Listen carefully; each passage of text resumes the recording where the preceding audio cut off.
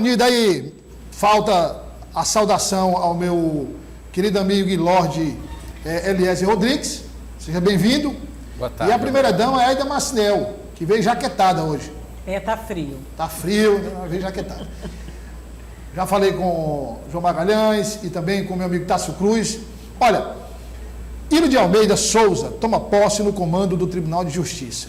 O desembargador comandará a corte pelo próximo biênio e promete atuar por uma justiça rápida e resolutiva. O Ítalo Mota tem os detalhes. Vamos lá. A posse aconteceu no auditório do Tribunal de Justiça do Piauí. O desembargador Ilo de Almeida Souza foi empossado para o cargo de presidente do Tribunal de Justiça do Estado. É o 45º a assumir a direção da Corte Estadual.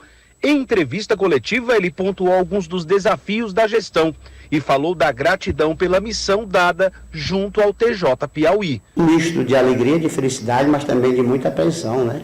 É um desafio enorme, porque nós temos esse compromisso, nós entendemos que nós temos uma grande missão na vida e a missão é servir. E sabemos que são muitas demandas e não é fácil administrar um Estado como o Piauí e administrar um poder judiciário como o nosso também, nós temos muitas carências. Mas nós vamos nos esforçar e sou um homem muito otimista. Além do presidente, foram empossados o desembargador Manuel de Souza Dourado como vice-presidente, o desembargador Olímpio José Passos Galvão como corregedor-geral da Justiça e o desembargador José Ribamar Oliveira como corregedor extrajudicial. O desembargador Oliveira também será o diretor da Escola Judiciária. O papel do vice-presidente é estar colado no desembargador e no presidente, ajudando no que for possível. A vice-presidência tem a atribuição da admissibilidade dos recursos no Supremo Tribunal Federal, no STJ, vale dizer, agilidade na recepção dos recursos.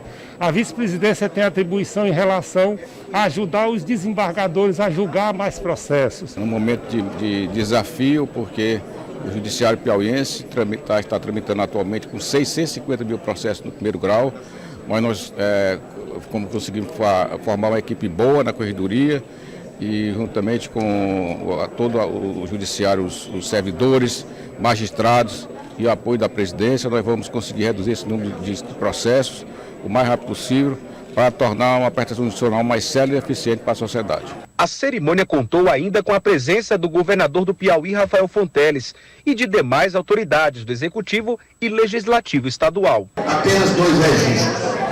Primeiro, implementar a gestão anterior do tribunal, na pessoa do desembargador Oliveira, como foi dito,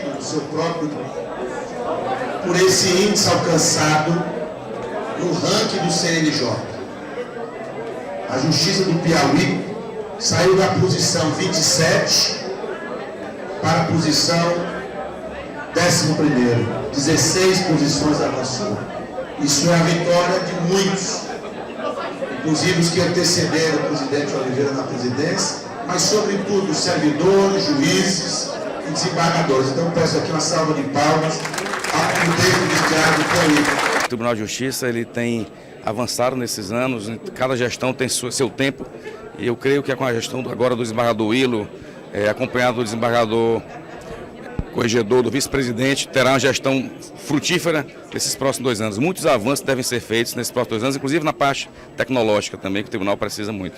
Uma gestão, com certeza, boa no Tribunal de Justiça do Estado do Piauí. Amigos de todos os desembargadores, um bom relacionamento com o Legislativo, com o Tribunal de Contas, com o Poder Executivo, com o Governo Federal. Então ele é um cidadão que, no meu entender, vai marcar época aqui.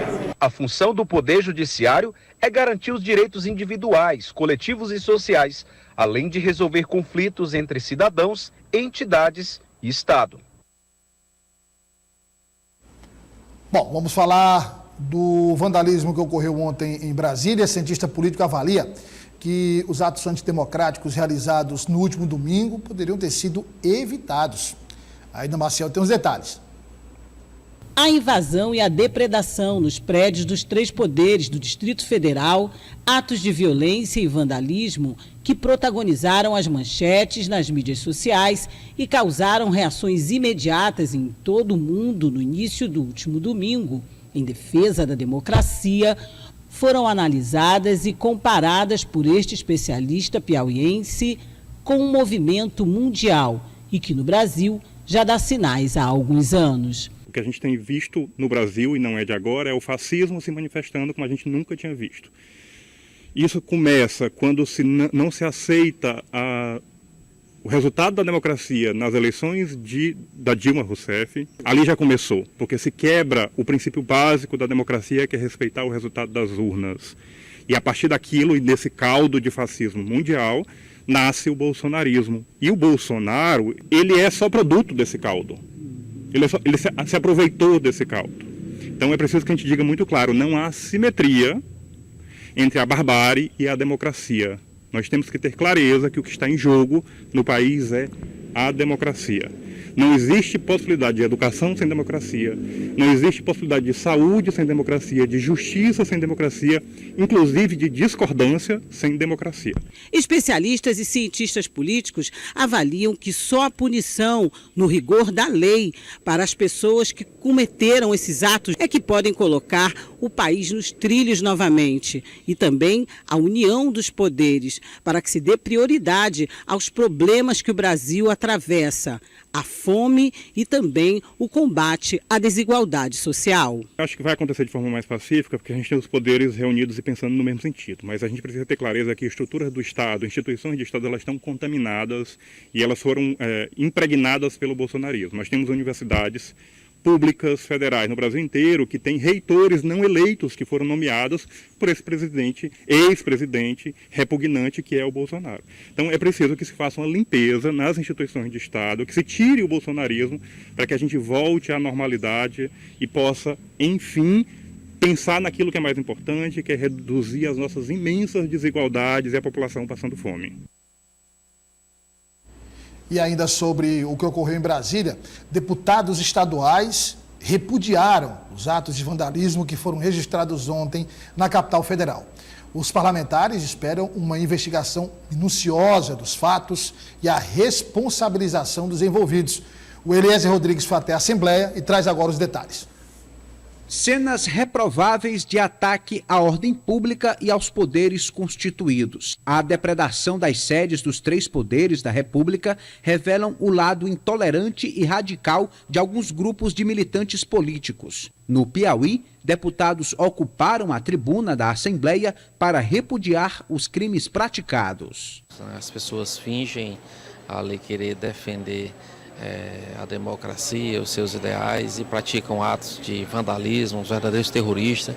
Então isso é muito vergonhoso. Apoio aqui essa iniciativa do presidente Lula de fazer intervenção no Distrito Federal, agir de forma enérgica para que a gente possa punir todos os envolvidos, diretamente quem participou diretamente dos atos, mas também quem financiou, quem viabilizou o deslocamento de pessoas que foram mal intencionadas para toda essa rede de ódio que é espalhada no nosso país. A segurança da Assembleia Legislativa, assim como a de outros órgãos públicos estaduais, está reforçada, como prevê o plano de ação elaborado pelo governo do Estado.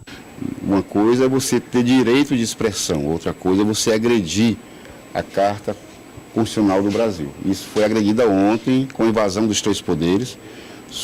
Fizemos nota de repúdio e reforçamos a nossa segurança aqui no prédio da Assembleia Legislativa. Estamos em diálogo com o desembargador Ilo, presidente do TJ, para que possamos fazer de forma conjunta essa área de proteção contra qualquer tentativa de arbitrariedade. Não iremos permitir a parte de Tribunal de Justiça e Assembleia Legislativa vão estar unificadas, as duas guardas, para não permitir arruaças ou qualquer tentativa de invasão dos prédios do TJ e Assembleia Legislativa. A gente continua acompanhando os desdobramentos do que ocorreu ontem em Brasília. A gente tem uma imagem aí do 25BC aqui em Teresina, onde também havia um acampamento, aliás, os quartéis em todo o Brasil, as sedes da maioria dos quartéis do Brasil, os quartéis, as praças, as áreas em frente, a maioria dos quartéis, essas áreas estavam ocupadas por acampamentos, e aí houve uma convergência né, uma convergência, ontem, no domingo, desses acampamentos no Brasil todo, para Brasília, mas notadamente em Brasília, os participantes, os vândalos de Brasília, porque lá o acampamento era maior, era gigantesco. E aí nós temos imagens do 25BC, os atos de vandalismo ocorreram ontem em Brasília, e hoje já começou a retirada do restante, porque quem passava no 25BC, por exemplo, no dia posterior ao segundo turno, você tinha a praça toda lotada, completa. Semana chegava a ter centenas de pessoas. Exatamente, centenas de pessoas. Nós fizemos, inclusive, reportagem, mostramos. E agora foi feita uma desmobilização total, a retirada total. Você está vendo uma imagem que foi registrada pela nossa equipe. A movimentação já era pequena, a movimentação lá, já era menor. E agora foi feita a desmobilização completa dessa área em frente ao 25BC aqui em Teresina. A exemplo do que nas proximidades do Jornal Dia, do Sistema Dia de Comunicação. A exemplo que acontecendo em Brasília, vai acontecer em outros estados também. Eu queria começar com o Eliezer Rodrigues, a sua avaliação disso tudo, e incluindo tudo que nós já mostramos hoje, até o envio dos policiais pelo governador Rafael Fonteles para integrarem a Força Nacional de Segurança. O gabinete de crise que foi montado, que também é um gabinete que vai ser montado, esses gabinetes serão montados em todos os estados, vai ser um trabalho conjunto com o Ministério da Justiça, e as ações, Eliezer, e também, claro, os bastidores políticos, o que você constatou na Assembleia em relação ao domingo. Boa tarde a você, Douglas, boa tarde aos colegas. O que deve acontecer são medidas extraordinárias para combater uma ação que extrapolou todos os limites da democracia, da Constituição, da boa convivência, do respeito, da tolerância com o próximo. Não podemos achar normal, não podemos aceitar o que aconteceu. As autoridades estão conscientes disso. E o momento é de uma atuação exemplar, para que situações como essa, episódios como esse do domingo, não se repitam na história do Brasil, nem em Brasília, nem em qualquer estado, né, contra qualquer patrimônio público ou privado. A partir do momento que se pratica vandalismo, o campo da argumentação, ele se dissolve. Não se aceita nenhum argumento para justificar as atitudes que foram colocadas em prática. As ações ali foram totalmente desproporcionais. E o que tira todo o respeito e credibilidade do movimento, né? A princípio, um movimento legítimo, a princípio, um movimento válido, importante, mas que foi totalmente desfigurado, né? Perdeu o sentido, perdeu o conceito pelos atos de vandalismo. Então, no Piauí, uma série de precauções foram adotadas pelo governo do estado, por cada chefe de poder constituído, para evitar que ações semelhantes venham a acontecer na cidade de Teresina ou em alguma cidade do interior do estado. Os prédios públicos estão resguardados, o patrimônio privado também não pode ser alvo, né, desse tipo de ação, e o que acontece ali, a desmontagem do acampamento em frente à Praça do 25BC é consequência também.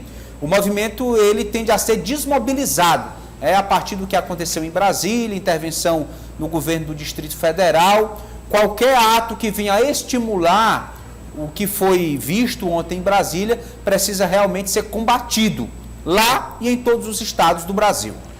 Edna, o ministro Alexandre de Moraes, como disse o Eliezer, determinou o afastamento do governador de Brasília, Ibanez Rocha. Tomou várias outras medidas, como a desmobilização dos acampamentos. Ou seja, é importante destacar o papel do ministro do Supremo Tribunal Federal, Alexandre de Moraes, que conduz esse inquérito de fake news, enfim, de atos antidemocráticos. O ministro tem, independentemente da tensão, independentemente da gravidade da situação, o ministro tem sido bastante duro nas suas decisões, não tem fugido à sua responsabilidade e tem colaborado no combate a essas situações, né? De início, boa tarde a todos. Boa tarde. De início, já dizer que muito chocada e extasiada, como todos, acho que no país, com os atos antidemocráticos que acompanhamos durante todo o domingo. Dizer também que gostaria de pontuar, como o Eliezer disse em outras palavras, quando a gente tem um movimento que é reivindicatório, ele pode estar em frente, aí eu acrescento, a qualquer instituição, mesmo a gente sabendo que nos quartéis, nos quartéis existe toda uma atenção e tensão maior, mas que eles sejam realmente, de verdade, pacíficos e manifestações mesmo. Falando do Alexandre de Moraes, desde, acho que você, Douglas, a gente colocou inclusive aqui junto com os colegas, desde que o presidente Lula assumiu e que foi contestada vamos dizer assim, a veracidade, ou que foi contestada as urnas, a verdade das urnas, que Alexandre de Moraes fez um discurso muito contundente, sempre bateu de frente com essa questão, até porque o TSE foi questionado, mostrou o que tinha que mostrar, nosso país é exemplo nesse sentido. Então, assim, ele sempre colocou que o que era questionável foi questionável e foi demonstrado que as eleições ocorreram de forma correta. Enfim, o que acontece agora é que a gente realmente tem que assinar embaixo de todas essas medidas, porque atos são feitos, nós sabemos que as manifestações podem ser feitas, mas o que a gente viu aí, como você também já colocou, e o Eliezer, foram atos de vandalismo. E aí, realmente, o que tem que ser feito é o que está sendo feito. Apurado, o ministro da Justiça também, Flávio Dino, já falou, o afastamento do governador era esperado já, e agora o que todos esperam, acho que o país inteiro, é que o país volte à governabilidade, depois que se apure realmente quem sejam os culpados e, como o próprio presidente eleito dito, sejam todos punidos. Colocar 2 pontos, um para o João e o outro para o Tássio. Eu queria primeiro perguntar ao Tássio o seguinte. Tássio, eu até comentei muito rápido, fiz um comentário muito rápido durante o jornal sobre isso, mas aí se trata também de inteligência, do serviço de inteligência. Então a pergunta vamos lá, do ponto de vista do governo distrital, do ponto de vista de Brasília, né? Eu estava dizendo aqui para o João e para a Édia no seguinte: eu insisto, eu tenho dificuldade de acreditar que o governador Ibanez Rocha tenha colaborado. Acho que isso, colaborar, se isso for provado durante a investigação, para mim vai ser uma surpresa. Omissão, sim. Até a omissão, é preciso saber se foi uma omissão deliberada ou se ele foi munido de informações equivocadas, ou não foi munido de informação nenhuma. Porque cadê a inteligência da Secretaria de Segurança do Distrito Federal? Porque a imprensa, por exemplo, já vinha anunciando que isso iria acontecer, que estava havendo convocatórias, movimentos nas redes sociais convocando a própria imprensa. Então não teve alerta por parte da Segurança Pública do Distrito Federal, um diagnóstico correto da situação. A Polícia Legislativa acionou a Polícia Civil, que fechou os olhos para esse alerta. Aí vem uma outra pergunta. Estou falando em termos de Estado, né? De unidade da federação. Aí vamos lá, porque o presidente Lula no discurso disse, até as omissões do governo federal serão apuradas. Então, em termos de governo federal, cadê o GSI, as informações do GSI? O GSI não tem informação? Cadê a ABIN, a Agência Brasileira de Inteligência, que tem como missão constitucional fornecer informações estratégicas para a tomada de decisão do presidente da República? Nada disso funcionou, Tássio. E nós estamos falando de uma coisa às claras. Sem dúvida, Douglas, a gestão de Ibanez Rocha, que possui raízes políticas do Piauí, falhou, e também a gestão do atual Ministério da Segurança, da Justiça, também falhou porque não monitorou essa situação, não conseguiu se antever. Né? E por porque isso... só para acrescentar, Tássio, tu sabe mais do que eu isso, a função da inteligência é exatamente essa. Sim. É identificar antes, se antecipar e evitar que aconteça, né, Tássio? Essa é a função. Então falhou essa que assumiu há pouco tempo e ainda, claro, enfrenta dificuldades, né? Em uma semana enfrenta dificuldades. E eu acho interessante destacar também, Douglas, um ponto que, como a gente já explicou, o decreto, né, a situação de intervenção federal no Distrito Federal foi apresentada e vai ser votada hoje, Douglas. Pelo que eu conversei com vários senadores e deputados piauienses, até o fim, deve começar por volta do final da tarde de hoje, a sessão. Esses deputados e senadores votarão de forma híbrida, porque não tem como acessar o plenário, que a gente viu pelas imagens aí, foi destruído, né, foi vandalizado. Então o plenário do Senado e da Câmara foi destruído. Então deputados e senadores piauienses votarão de forma híbrida. Alguns, inclusive, já estão a caminho de Brasília, mesmo em Brasília votarão de forma híbrida, mas essa é a novidade importante que a gente destaca no Portal Dia da manhã desta segunda-feira. Já teremos uma sessão hoje que votará de forma híbrida essa aprovação dessa situação. E obviamente deve ser aprovada, claro, isso. A intervenção, e acrescentando, todo mundo já sabe, mas acrescentando também no pacote, né? Que é o afastamento determinado pelo ministro Alexandre de Moraes do governador de Brasília, Ibanez Rocha. João Magalhães, eu queria saber a sua opinião a respeito das consequências. Porque tão importante quanto a ação de evitar o vandalismo, a depredação do patrimônio público, de ter controlado a situação ontem, agora vem um processo de investigação. Tem que ser um processo minucioso, processo que identifique todos os participantes, mas identifique também a fonte de financiamento.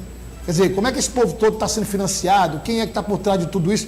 Quer dizer, isso também vai ser importante para evitar futuros atos de vandalismo. E tem que seguir a lei também, né, Douglas? Agora é interessante porque a gente não pode avaliar o que ocorreu ontem, independente de fatos que já vinham ocorrendo há alguns meses no Brasil. O que aconteceu ontem foi o estopim de um processo que começa lá atrás, quando começam a descredibilizar a própria eleição. Tinha muito brasileiro que acreditava que não ia ter eleição, depois teve brasileiro que acreditou que as eleições foram fraudadas. Então, na verdade, foi uma política de apaziguamento, onde iam esticando a corda e deixando crescer, até que se transformou naquilo que culminou ontem no maior ataque às instituições dos três poderes no Brasil. Isso precisa, obviamente, de uma investigação séria. É preciso punir efetivamente todos os responsáveis, gestores públicos, quem foi lá vandalizar, fazer aqueles ataques ao Brasil. É bom lembrar que não foi ataque direcionado a uma pessoa, foi direcionado a instituições, né? Quando a gente fala em presidente da República, a gente não está falando necessariamente do Lula, a gente está falando da instituição da presidência da República, que precisa ter, assim como também a presidência do Supremo Tribunal Federal, do próprio Parlamento, todas as condições de trabalharem, porque o objetivo deles, a obrigação deles é trabalharem para todo o país. Na medida em que esse tipo de autoridade é colocado em xeque, e a autoridade deles ontem foi atacada veementemente, isso precisa de uma resposta muito severa do ponto de vista da justiça, que precisa, claro, seguir todo o rito processual. As respostas são dentro, né, da Constituição, mas é preciso responsabilizar de forma severa quem financia, quem participou ativamente ali dos atos, quem foi conivente, quem cometeu omissão. A responsabilidade é de muita gente e a gente espera que as instituições demonstrem a força suficiente para conseguir identificar e punir todos estes responsáveis por esse ataque, que é ataque à democracia e é ataque ao país. E só para finalizar, eu diria que do ponto de vista político, é hora, né, da direita, a direita democrática, a direita liberal, fazer uma espécie de estratégia política, porque tudo que ocorreu ontem beneficia o campo político oposto. Então, ontem o que aconteceu foi um ato radical de extremistas, e esses extremistas precisam ser isolados. A gente precisa chamá-los pelo nome correto. São extremistas que não podem ser confundidos com quem é da direita ou quem é da esquerda. Quem faz ataques como o que fez ontem precisa pagar para que os outros campos políticos consigam dialogar e deixar um cenário de civilidade. E o tempo que o Brasil perde tentando se defender desses extremistas é o tempo que a sociedade perde, porque a gente não vai ter condições de discutir reforma tributária, criação de emprego, desenvolvimento do país e investimentos em educação, enquanto a agenda do país é essa que foi, infelizmente, roubada há muitos meses atrás, porque o que ocorreu ontem foi apenas o estopim de uma série de fatos que, infelizmente, tem contribuído para esse cenário lamentável da política brasileira que a gente vivenciou hoje. Bem rápido, porque o tempo está estouradíssimo. Não só isso, 400 pessoas foram presas e vão ser verificado o que cada uma fez. Até 400 presas 400 e, na verdade, levadas às pretendentes, 1.300, né? Detidas, flagrante, sim, né? Isso, agora ainda vão 1.200, está chegando a 1.200, 1.300, os gerais, os flagrantes envolvidos, depois presos, enfim. Mas está muito fácil, todo mundo mostrou a cara, ninguém escondeu, então está fácil identificar. Eliezer, muito obrigado pela presença. João Magalhães, Tássio Cruz, Edna Maciel. Amanhã tem Comando Geral, coloca na tela aí, Com Comando certeza. Geral, a partir das 6 horas da manhã, Eliezer, na FM O Dia. E a partir das 7 também na O Dia TV. Cadê o avatar? Isso, para pouco de audiência aí, Eliezer Rodrigues no Comando Geral a partir das 6 horas da manhã. E a você, muito obrigado pela audiência. Prazer saber que você esteve aí do outro lado, ou desde o início do jornal, ou você que chegou depois, não importa. O importante é saber que você em algum momento assistiu o jornal que mais cresce em audiência em todo o Piauí. A gente volta amanhã, à 1 da tarde, logo após a Rota do Dia. Fique com Deus, uma ótima tarde. Até lá.